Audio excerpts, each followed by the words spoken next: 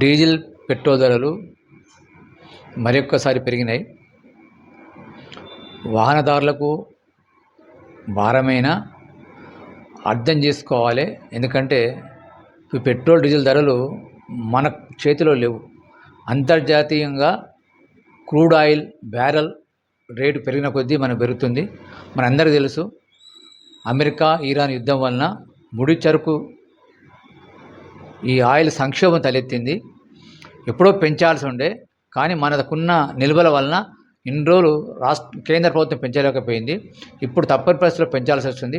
ఇది బాధతో కూడుకున్నదైనా ప్రజలు పాజిటివ్గా తీసుకోవాలి. అందుకే మోడీ గారు మొన్న హైదరాబాద్లో చెప్పారు, మనందరం త్యాగాలకు సిద్ధం కావాలి, మనందరం గ్రీన్ ఎనర్జీని వైపు మళ్లించాలి. ఎందుకంటే ఇది మన దగ్గర ఇండియాలో సృష్టించే సంపద కాబట్టి ఈ పెట్రోల్ డీజిల్ ధరలను ప్రజలు సానుకూలంగా అర్థం చేసుకొని దేశ పురోగతిలో పాలు పంచుకోవాలని కోరుకుంటున్నాను.